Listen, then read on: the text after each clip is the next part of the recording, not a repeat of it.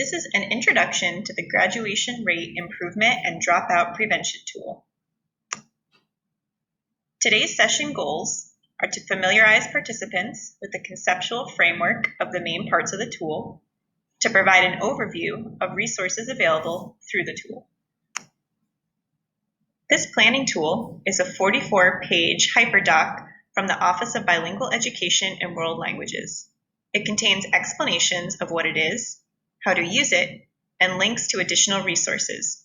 It addresses 5 main areas of discussion with hyperlinks to templates, activities, and additional information. The first section is Framing the Challenge.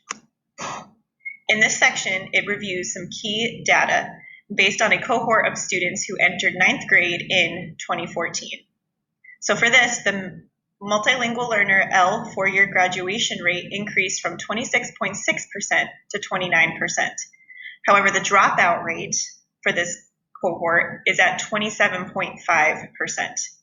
And an additional data is ELL graduation rate is at 85.5% compared to 82.9% for never L's. So while the graduation rate is increasing, the dropout rate is still staggeringly high. And it's something that we need to look at so that we can reduce those numbers. Also, the graduation rate may be stagnant or slightly higher at this point, but we want to make sure it continues to increase.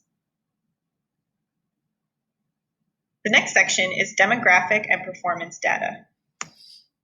The tool provides demographic, performance, graduation, and dropout rate data, exercises on how to analyze this type of data, and additional resources.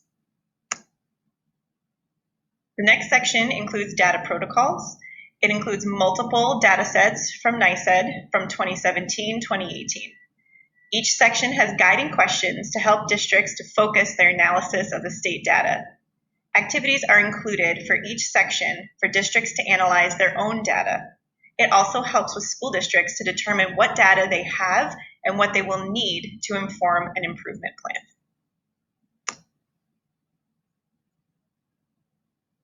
The next section is the early warning system. There are 6 core components: a representative team to implement system, accurate indicators, useful and readable action-oriented reporting, appropriate supports to meet student needs, quality core instruction, and regular evaluation of effectiveness.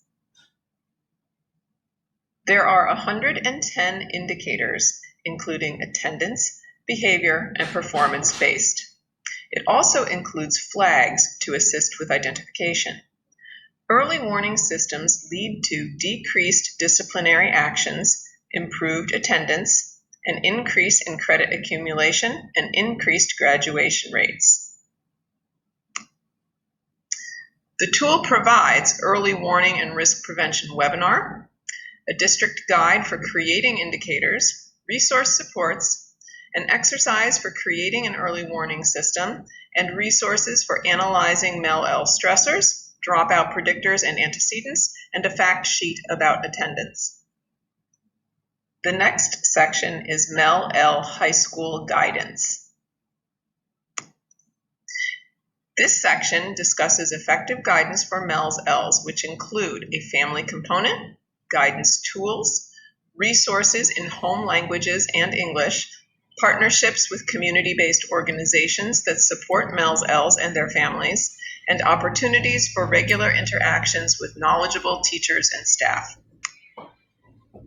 Districts need to ensure that transcripts from the home country are reviewed, appropriate credits are awarded, and that appropriate family supports are in place. Families are supported by information sessions, progress meetings with school staff more than once annually, and multimodal and home language planning tools.